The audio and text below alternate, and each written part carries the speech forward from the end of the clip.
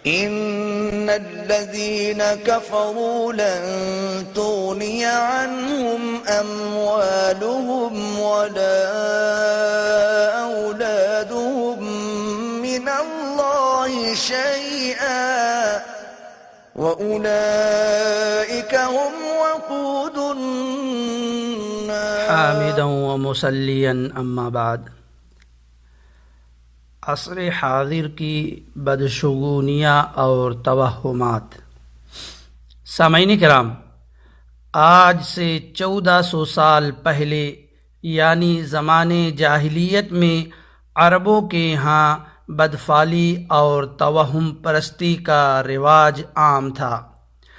عرب کے جاہلوں کی طرح آج کے ترقی یافتہ دور میں بھی بعض نام نہاد مسلمان بھی طرح طرح کی بدگمانیوں اور بدشگونیوں میں مبتلا ہیں. خصوصاً عورتوں میں اس قسم کی باتیں مشہور ہیں. اگر کوئی شخص کام کو نکلا اور کالی بلی یا عورت سامنے سے گزر گئی یا کسی کو چھینک آ گئی تو سمجھتے ہیں کہ کام نہیں ہوگا.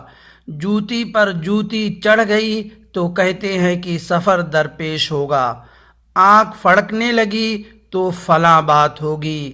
گھر پر کوے کی چیخ و پکار کو مہمان کی آمد کا اعلان اور الو کی آمد کو نقصان کا باعث تصور کیا جاتا ہے.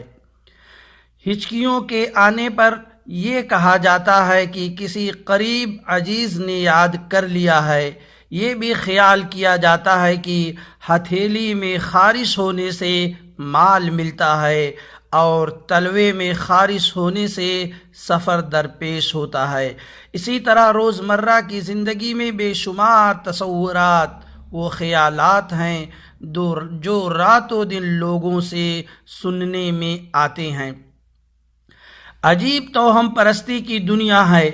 حالانکہ رسول اللہ صلی اللہ علیہ وسلم کا صاف اور واضح ارشاد ہے، الطیرہ شرکن، بدشگونی لینا شرک ہے.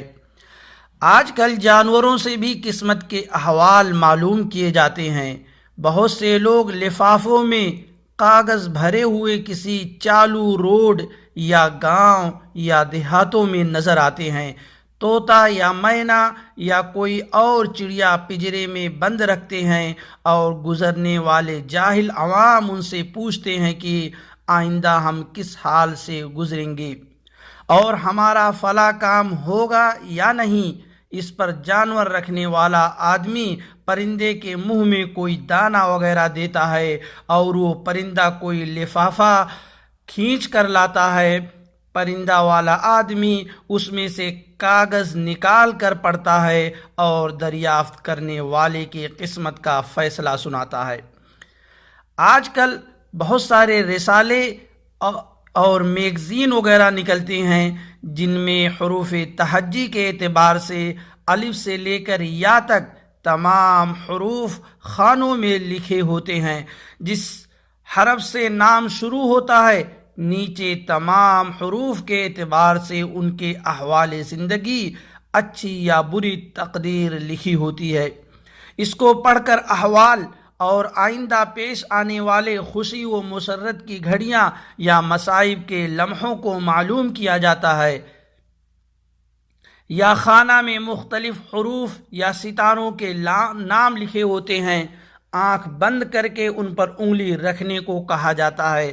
جس پر انگلی پڑتی ہے اس کے اعتبار سے نیچے اس حرف کے سامنے لکھی ہوئی پیشین گوئیاں پڑھ کر اپنے احوال معلوم کرتے ہیں. یہ سب کے سب سراسر جہالت اور گمراہی ہے. بلکہ آج کے مشینی دور میں قسمت کے احوال جاننے کے لیے مشین بھی تیار ہو گئی ہے. بس اڈوں، ریلوے اسٹیشنوں پر دیکھا گیا ہے کہ دل کے احوال بتانے والی کوئی مشین ہوتی ہے جو انسانوں کے دلی احوال کا علم دیتی ہے. لوگ کان میں لگانے والے آلہ کے ذریعے اس مشین کے واسطے سے اپنے احوال قلب کو سنتے ہیں اور وہاں لوگوں کی بھیڑ اور تانتا لگا ہوتا ہے. یاد رکھیے غیب کو سوائے اللہ رب العالمین کے کوئی نہیں جانتا۔ خود طوطا مینا لے کر بیٹھنے والے کو یہ پتہ نہیں ہوتا کہ وہ کل کیا کرے گا، اور اگر اسے کسی کی قسمت کا علم ہوتا تو اس چالو روڈ پر بیٹھ کر یہ چالو کام کرتا ہوا نہیں ملتا۔ کوئی شخص نہیں جانتا وہ کل کیا کرے گا، اور نہ ایک دوسرے کو اس کے بارے میں کوئی علم ہے۔ اللہ رب العالمین نے فرمایا وَمَا تَدْرِي نَفْسٌ مَاذَا تَكْسِبُ غَدًا، یعنی کوئی انسان نہیں جانتا کہ کل کو کیا کرے گا۔ اسی طرح سے اللہ رب العالمین نے فرمایا قُلْ لَا يَعْلَمُ مَنْ فِي السَّمَاوَاتِ وَالْأَرْضِ الْغَيْبِ إِلَّا اللَّهُ، اے نبی آپ فرما دیجئے کہ جو لوگ آسمان و زمین میں ہیں وہ غیب کو نہیں جانتے، غیب کو صرف اللہ ہی جانتا ہے۔ یہ عجیب بات ہے کہ آدمی تو خود اپنا حال نہ جانے اور غیر عاقل جانور کو پتہ چل جائے کہ اس کی قسمت میں کیا ہے۔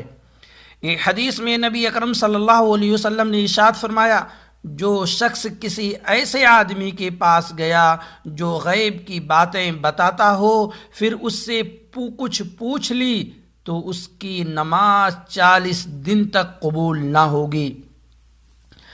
آپ نے فرمایا من اتی عرافا فسألہ عن شیء لم يقبل له صلاة 40 لیلہ، اور ایک حدیث میں ہے جو شخص کسی ایسے شخص کے پاس گیا جو غیب کی خبریں بتاتا ہو اور اس کے غیب کی تصدیق کر دی تو اس چیز سے بری ہو گیا جو محمد صلی اللہ علیہ وسلم پر نازل ہوئی۔ لہذا مسلمانوں کو چاہیے کہ ان عقائد باطلہ سے محفوظ رہیں اور صرف کتاب و سنت سے جو باتیں ثابت ہوتی ہیں ان کو اپنے زندگی میں لائیں۔ اللہ سے دعا ہے کہ وہ ہم تمام مسلمانوں کو سنت کی راہ پر چلنے کی توفیق عطا فرمائے، شرک و بدعات سے ہم سب کو بچائے، آمین۔ السلام علیکم۔